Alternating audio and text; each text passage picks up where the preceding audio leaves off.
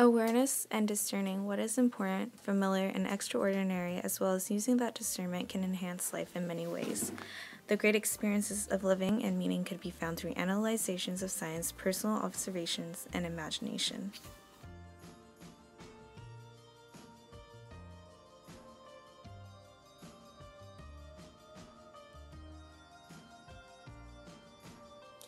Hello, my name is Sarah Vega. I am part of the conclusion for textbook 2, and I'll be talking about paragraph 4. The perceptual versus actual aspect. Discrimination is inexistent, may be recognized or unrecognized, whereas a non-existent discrimination can be actively perceived.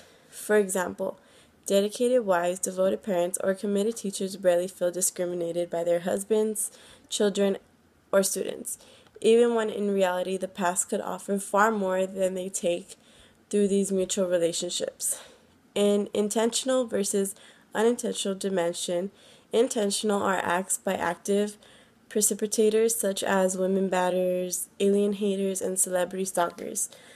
Unintentional may never realize that they put others in disadvantage. So say a driver who carelessly disrupts traffic during rush hour doesn't usually think about the other people and how they will make them late for a meeting or to pick up their children or something like that.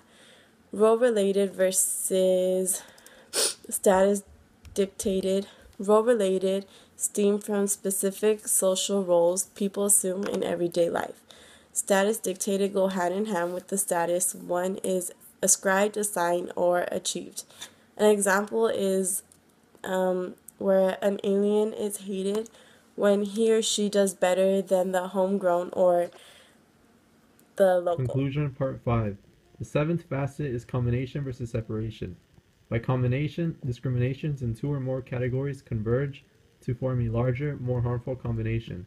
Through separation, an overall discrimination breaks down into two or more subtypes with varying, yet not necessarily less or more, detrimental effects. The eighth facet is a related yet distinctively different dimension of reinforcement versus mitigation. With reinforcement, one type of discrimination escalates in intensity, frequency, duration, or effect when it co-presents with another. By way of mitigation, in comparison, one kind of discrimination becomes lesser in impact or consequence as it meets with another.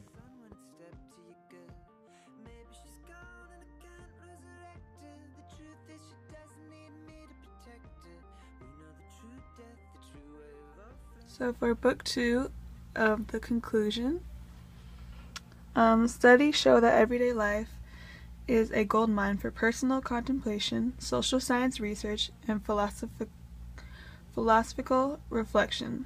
So basically they're saying everything can be studied from a social aspect, or how it is affected or how it does affect the society that it is in. In social science research, everyday life serves as a natural lab for anthropologists, economists, political scientists, sociologists, and other disciplinary scholars. All of these different scientists can follow thinking of the thinkers like Socrates and Plato. And in doing this can enlighten the day-to-day living by the ordinary.